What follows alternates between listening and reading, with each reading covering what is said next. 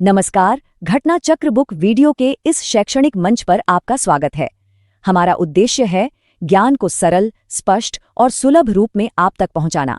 आइए आरंभ करते हैं अध्ययन और सफलता की इस यात्रा को। अच्छा, कभी ये सोचा है कि उत्तर प्रदेश के जो जंगल हैं वो सिर्फ पेड़ पौधों का घर नहीं है, बल्कि एक तरह का छिपा हुआ खजाना है। जी हाँ, एक ऐसा खजाना जो हमारी रोजमर्रा की जिंदगी से सीधे सीधे जुड़ा हुआ है।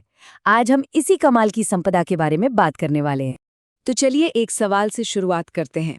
सोचिए, एक बीड़ी और एक रेलवे लाइन, इन दोनों में क्या कॉमन हो सकता है?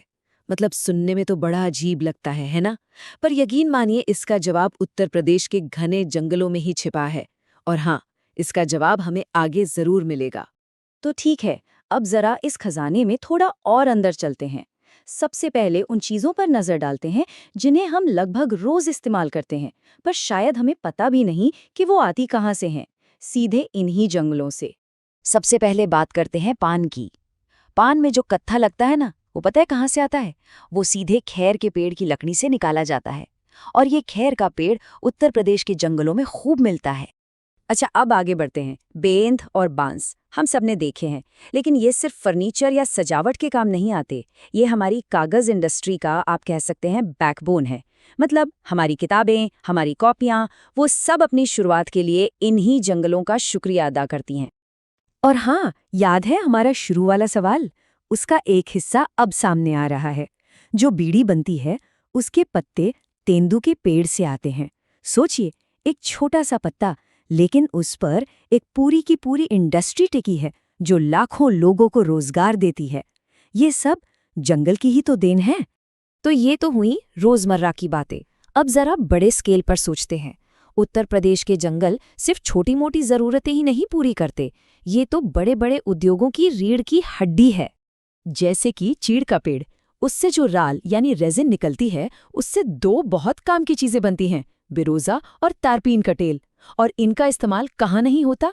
पेंट से लेकर साबुन तक न जाने कितनी इंडस्ट्रीज इन पर डिपेंड करती हैं। और लीजिए, अब आया हमारे उस पहले सवाल का पूरा जवाब। रेलवे लाइनों के नीचे जो लकड़ी के स्लीपर लगे होते हैं, या फिर हमारे घरों में जो मजबूत लकड़ी इस्तेमाल होती है, वो सब साल, चीड़, देवदार और सागौन जैसे पेड़ों से ही तो आती हैं। तो अब समझ आया, एक बीड़ी और एक रेलवे लाइन, दोनों का कनेक्शन सीधा उत्तर प्रदेश के जंगलों से है। तो ये तो कुछ प्रोडक्ट की बात हुई, लेकिन सवाल ये है कि ये जो वन संपदा है, ये असल में कितनी विशाल है? इसका स्केल कितना बड़ा है? चलिए इसका भी अंदाजा लगाते हैं। जरा इस नंबर पर गौर कीजिए। करीब करीब 1000, जी हाँ, 1000 अलग अलग तरह के पेड़ यहाँ पाए जाते हैं। ये सिर्फ एक नंबर नहीं है, ये इतनी जबरदस्त बायोडाइवर्सिटी है जो न सिर्फ नेचर का बैलेंस बनाए रखती है, बल्कि हमारी इंडस्ट्रीज को भी बेशुमार रॉ मटेरियल देती है। और रुकिए, बात सिर्फ पेड़ों की नहीं है। अकेले गंगा के मैदानी इलाकों में ही लगभग 200 तरह की घासें मिलती हैं। ये अपने आप में एक बहुत बड़ा खजाना है। पशुओं के चारे से लेकर जमीन को कटने से बचाने तक इनका रोल बहुत बड़ा है। देखिए, ये संपदा सिर्फ लकड़ी या इंडस्ट्रीज तक ही सीमित नहीं है। इन जंगलों में तो सेहत का भी एक बहुत बड़ा खजाना छिपा हुआ है। कह सकते हैं कि ये कुदरत की अपनी फार्मेसी है। खासकर अगर हम उत्तर प्रदेश के तराई वाले इलाके में देखें, तो वहाँ रोल्फिया सर्पेंटाइना, वायोला सर्पेंस, पोडोफाइलियम हेक्सैंड्रम और एफेक्रा गिरियाडियान जैसे बहुत ही कीमती औषधीय पौधे मिलते हैं। जैसे कि सर्पगंधा यानी रोवोल्फिया सर्पेंटाइना, इसका इस्तेमाल हाई ब्लड प्रेशर के इलाज में होता है। तो आप समझ सकते हैं कि ट्रेडिशनल और मॉडर्न दोनों तरह की मेडिसिन में इनकी कितनी अहमियत है।